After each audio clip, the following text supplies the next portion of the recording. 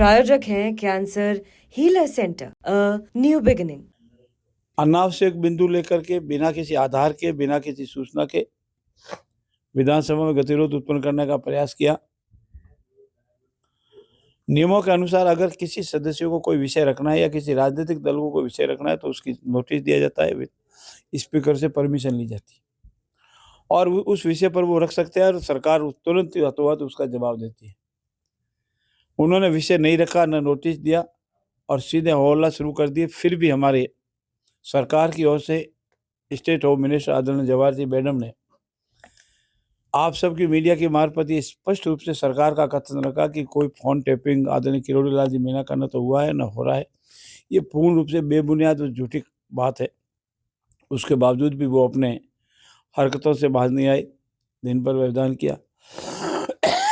हमने भी उनको समझाया, उनसे विनती की कि कोई भी विषय विधानसभा के पटल पर रखें, उस पर वाद विवाद हो सकता है, सरकार जवाब देने को बाध्य होती है, सरकार जवाब देने को तैयार है। स्पीकर महोदय ने भी हाउस 0 ओवर के बाद हाउस एडजॉर्न किया, उनको बुलवाया, फिर भी वो नहीं आए और तीसरी बात हाउस एडजॉर्न करवा करके हम सब ने, हमारे चीफ विप है योगेश्वर जी गर्ग जो जालोर से विधायक है, उनको नापक्ष लॉबी में भेजा। उन्होंने भी विनती की, वो फिर भी नहीं आए।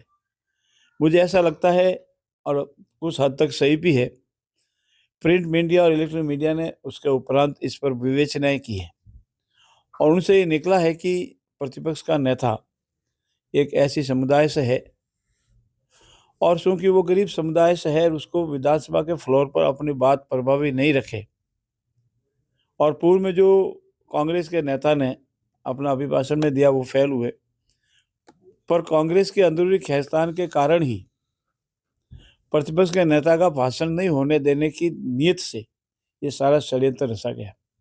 राजस्थान के विधानसभा के इतिहास में पहला मौका है जब प्रतिपक्ष के नेता का अभिभाषण ही नहीं हुआ। अब ऐसी स्थिति में कांग्रेस को स्वयं अपने आत्मावलोकन करना चाहिए, अपने गिरेबान में झांकना चाहिए। आज की तारीख में चूंकि मैं जोधपुर से हूँ, हमारे पूर्व मुख्यमंत्री अशोक गहलोत जोधपुर से हैं और उन्होंने अपने कार्यकाल में होटलों में रहकर फोन टैपिंग करवाया। फोन टैपिंग का पूरा सबूत हुआ, उनके विरुद्ध दिल्ली में मुकदमा हुआ और उनके ओएसडी ने सरकारी गवाह बनकर के कहा कि हाँ फोन टैपिंग हुआ है, मैंने फोन टैपिंग करवाया है। तो वो विधायक, वो कांग्रेस दल हमारे ऊपर आरोप लगाने से पहले अपने आप को झांक कर देखे कि फोन टैपिंग का प्रूफ हुआ है, मुकदमा बना है। आदरणीय अशोक गहलोत जी दिल्ली की अदालत में जहाँ भी मुकदमा चल रहा है वहाँ मुलजिम है। ऐसी स्थिति में कांग्रेस दल को ऐसी बेबुनियाद निराधार बात रख करके विधानसभा के फ्लोर पर व्यवधान नहीं करना चाहिए था, मुद्दों को लेकर आना चाहिए था। 7 करोड़ 8 करोड़ जनता के मुद्दों की बात होनी चाहिए थी। जिन जनता ने उनको जिताकर भेजा है, अपने क्षेत्र की बात करते, सरकार की आलोचना करते, समालोचना करते, सुझाव देते, तो सरकार उसको स्वीकार कर राजस्थान के विकास में और अधिक ध्यान करती। जितना उन्होंने विरोध किया हमारे यशस्वी मुख्यमंत्री ने उतना ही पसीना पहुंच पाकर पानी पी कर उनको धोया और उनकी हालत ऐसी हो गई थी कि वो उधर आपने शायद देखा हो, हाथ जोड़ करके निवेदन कर रहे थे, साहब बहुत हो गया, अब बंद करो। और अगर वो बात कोई कहते तो हम भी सुनते, प्रतिपक्ष का नेता बोलते तो हम भी सुनते। हो सकता है हमारी कोई आलोचना समालोचना से राजस्थान का विकास होता, पर वो अपने दायित्व से पूर्ण रूप से अपनी आप से खानदान के कारण विमुख रहे हैं। मेरा पुनः उनसे अनुरोध है, वो मेरे साथी है, विधानसभा में जीत कर आए, हमसे जो भी बात करना है बात करें। हम हमेशा बात करने के लिए हमारे सदैव दरवाजे खुले हैं, हम स्वयं जाकर बात कर सकते हैं, हमारा कोई इसमें कोई एंडामेंसी नहीं। सर, आपने कहा कि उनके नेता को अभिभाषण नहीं दिया जाए, इसलिए इस तरह का विवाद उत्पन्न किया गया। आपको लगता है कि अंदरूनी कलह के कारण ये पूर्ण रूप से अंदरूनी कलह के कारण हुआ है।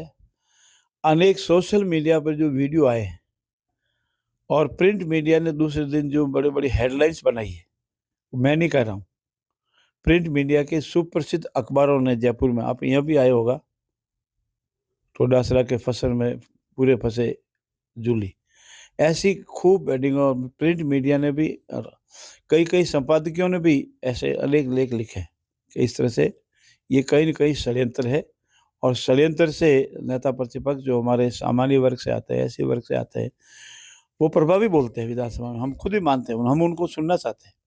वो हमारी आलोचना करते हैं तो हमको अच्छा लगता है कि हमारे कहीं न कहीं सुधार की आवश्यकता है, लेकिन उनको बोलने नहीं दिया गया। उन्होंने खूब तैयारी भी की, लेकिन षड्यंत्र के कारण वो अपनी बात विधानसभा के फ्लोर पर नहीं रख पाए।